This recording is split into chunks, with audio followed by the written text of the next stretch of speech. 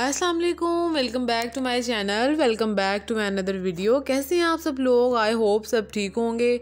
अच्छा जी, खाना बनाने लगी थी, वीडियो भी रिकॉर्ड करनी थी, तो मैं मतलब अभी तैयारी शारी कर रही थी, तो मतलब मुझे चोट लगी। चलें, कोई बात नहीं, इस तरह की छोटी मोटी चीज़ें तो होती रहती हैं अगर किचन में काम करना हो तो। बट खून जो था ना वो मेरा काफ़ी निकल गया था। एनीवेज मैंने इसके ऊपर वो बैंडेज कर लिया था।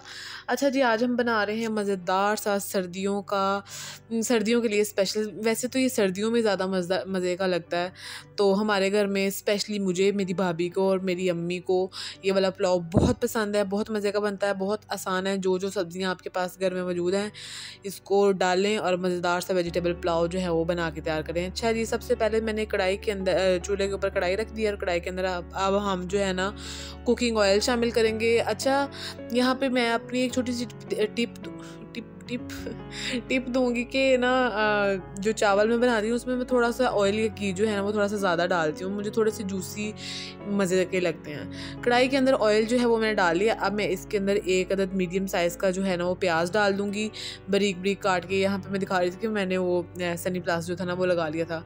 ऑयल के गर्म होने के बाद जो है ना, पता नहीं कभी कभी मैं उल्टा क्यों बोलने लग जाती हूँ।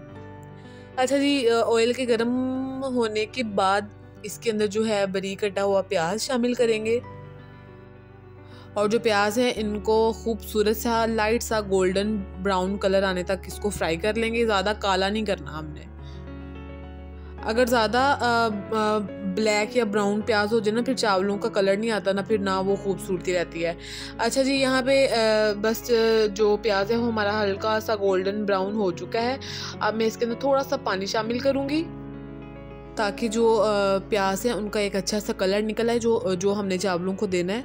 उसके बाद मैं थोड़ा सा दो मीडियम मीडियम नहीं स्मॉल साइज़ के टमाटर थे वो मैंने दो डाल दिए और थोड़ा सा अदरक जो है ना वो थोड़ा सा कूट के मैंने इसके अंदर डाल दिया है। ना इसके अंदर हरी मिर्चें जाएंगी ना लहसुन जाएगा।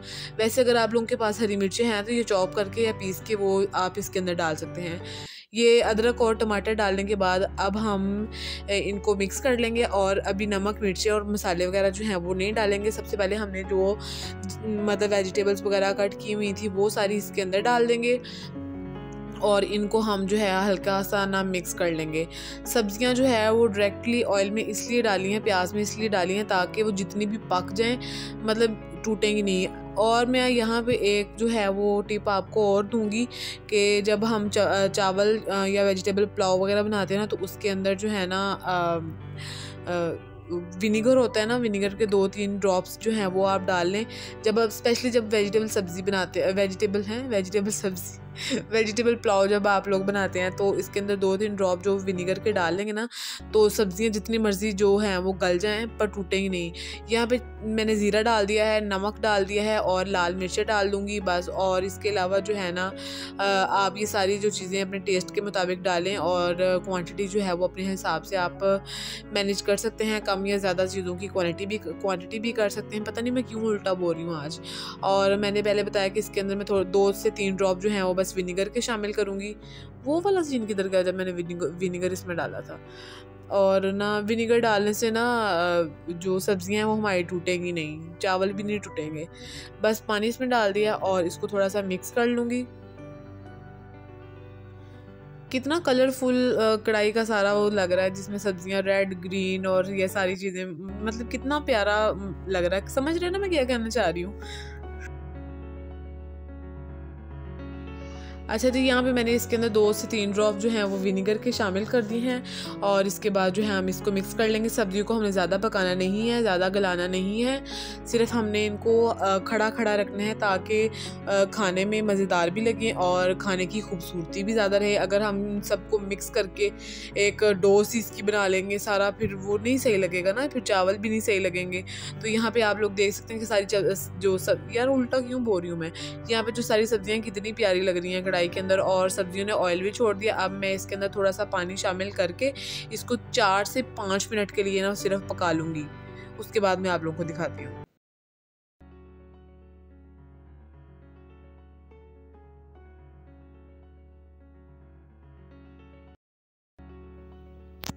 अच्छा जी, 4 से 5 मिनट के अंदर सब्ज़ियां जो हैं वो हमारी जिस मुताबिक मुझे चाहिए थी उतनी वो गल चुकी हैं। अब मैं इसके अंदर जो है ना वो चावल शामिल करूँगी। चावल शामिल करने के बाद जो है ना उसको हिलाते नहीं रहना कि चावलों की खीर बन जाए, इस तरह नहीं होता। चावलों को सिर्फ 2 साइडों से हिलाते हैं, एक सीधा और एक लेफ़्ट राइट, जिस तरह भी आप हिला लें। ज़्यादा हिलाते नहीं हैं चावलों को, क्योंकि ऑलरेडी वो भीगे होते हैं तो वो जल्दी टूट जाते हैं। और दूसरी बात ये है कि मैं जो है वो चावलों के अंदर जो पानी है वो अपने हिसाब से नहीं डालती, मतलब नाप के नहीं डालती। जितना मुझे लगता है कि इसमें इनफ है मैं उतना डाल लेती हूँ। आप जितने चावल ले रहे हैं उसी हिसाब से आप पानी का जो है वो सारा हिसाब किताब करके तो फिर इसके अंदर डालें। मुझे एक्सपीरियंस है कि कितना पानी किस चीज़ में जाएगा तो मैं उतना डाल लेती हूँ। बस यहाँ पे चावल डालने के बाद पानी डाल के मैं इसको मतलब बस हल्के से हाथों से यहाँ से मिक्स कर लूँगी और इसको ढककर इसके पानी सूखने तक ना पका लूँगी।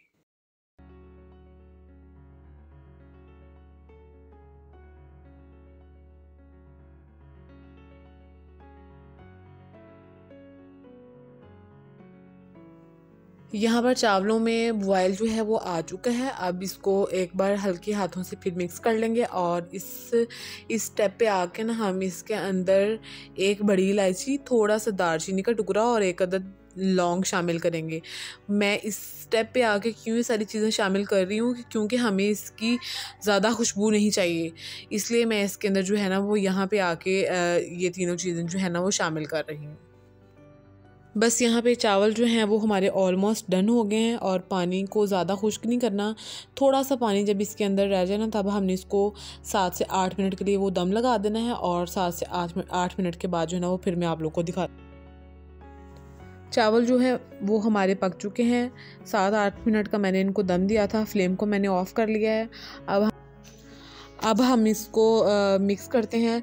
चावलों को दम से उतारने के बाद एक दफ़ा चावलों में जो हवा है ना वो गुजर जाए ना तो फिर चावल जुड़ते नहीं हैं और टूटते भी नहीं हैं और सही रहते हैं। इसलिए हम जो चावल हैं हम इनको हल्के हाथों से मिक्स कर लेंगे और उसके बाद मैं डिश आउट करती हूँ, फिर मैं आप लोगों को दिखाती हूँ।